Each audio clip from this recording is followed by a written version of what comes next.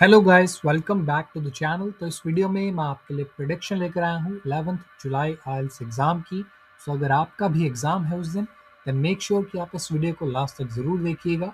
इस वीडियो में मैं आपको रीडिंग, लिसनिंग और राइटिंग तीनों मॉड्यूल्स के इंपॉर्टेंट टॉपिक बताऊंगा, जिसमें से आपका एग्ज़ाम रिपीट होते हुए आपको देखने को मिल सकता है। Even in previous exam, listening part 1 got repeated from my listening channel, Listening Practice Hub। यहाँ से आपको लिसनिंग पार्ट 1 एग्ज़ाम में same as it is selling courses वाला देखने को मिला। सो आने वाले एग्ज़ाम्स में भी जो मैं टॉपिक्स यहाँ पे अपलोड कर रहा हूँ, ये पास्ट एग्ज़ाम क्वेश्चन पेपर्स में से हैं और आपको ज़रूर कुछ ना कुछ रिपीट होते हुए देखने को मिलेगा। Let's start with the writing module first. So task 1 में आपको बार चार्ट या टेबल, इन दोनों में से एक आने के चांसेस मैक्सिमम है, एंड मेरे अकॉर्डिंग बार चार्ट आपको एग्ज़ाम में देखने को मिलेगा। टास्क 2 की अगर मैं बात करूँ, तो आपको ऐसे में एग्री डिसएग्री टाइप क्वेश्चन आने वाला है एग्जाम में। कौन से टॉपिक्स के ऊपर आपका क्वेश्चन स्टेटमेंट फ्रेम हो सकता है, उसमें आपका एजुकेशन सबसे ऊपर रहेगा।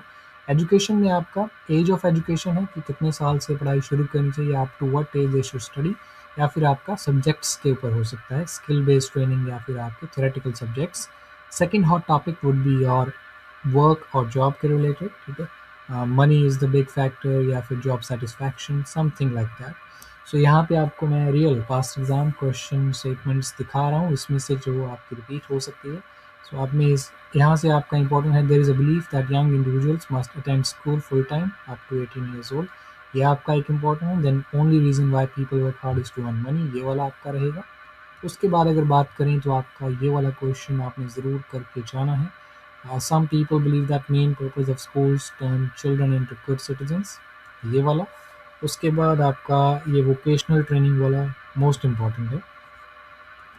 नेक्स्ट आपका आ जाएगा this one, some people think society could benefit more if more people study business than history, ये वाला आपका आ जाएगा। Next we have some people believe that if a police officer carries gun तो वायलेंस ज़्यादा encourage होता है, agree or disagree type question again।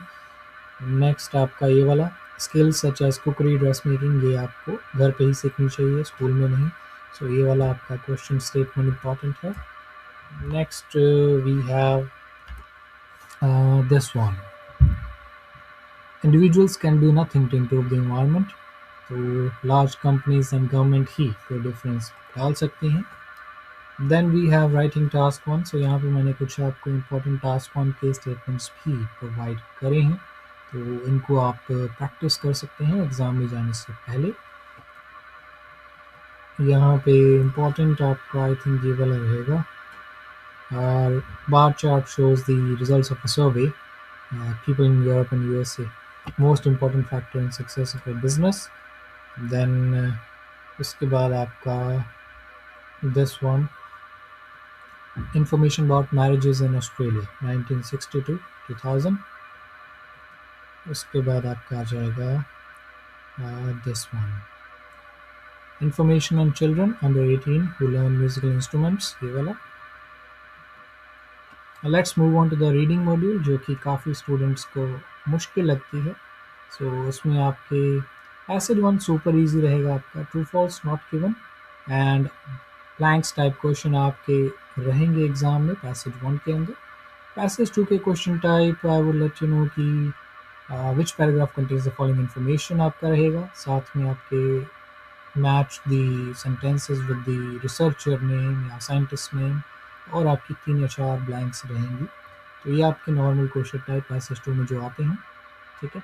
Third passage would be yes no not given plus MCQs, and आपके या तो word bank summary होगी या फिर आपके matching the sentence ending type question. और थर्ड पैसेज आपका मुश्किल रहने वाला है एग्ज़ाम के अंदर, तो आपको टाइम मैनेजमेंट आनी चाहिए, टाइम कंज्यूमिंग रहेगा पैसेज 3, और रिपीट होने के भी चांसेस पैसेज 3 के ही हैं। तो यहाँ पे आपको इंपॉर्टेंट रीडिंग पैसेजेस मैं बता रहा हूँ।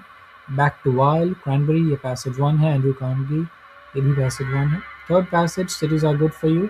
Then the great city of Zimbabwe, third passage.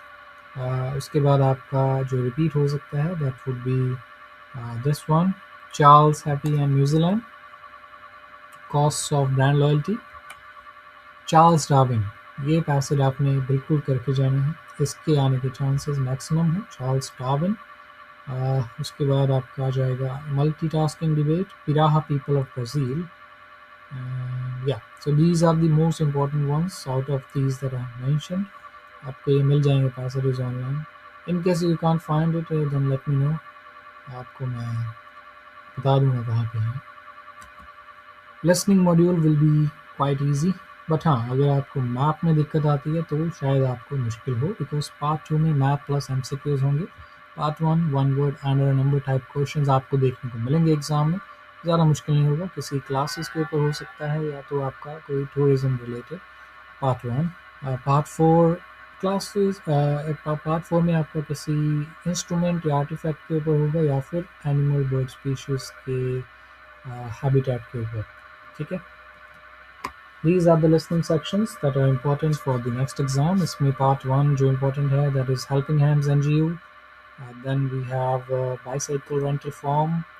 उसके बाद आपका Dunedin Medical Center, Somerton Activity Center. ये part 1 है. Part 4 में आपका history of umbrellas. Then we have balloons and airships, Aboriginal textile design, survival strategy of lizards.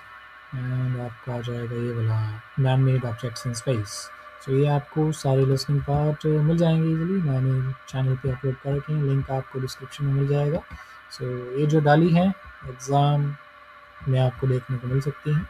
ठीक है, इतना ही बोलूँगा मैं, बिकॉज लास्ट एग्ज़ाम में आपको आई थी एग्ज़ाम में, सो ज़्यादा भी नहीं बोलना है ओपनली.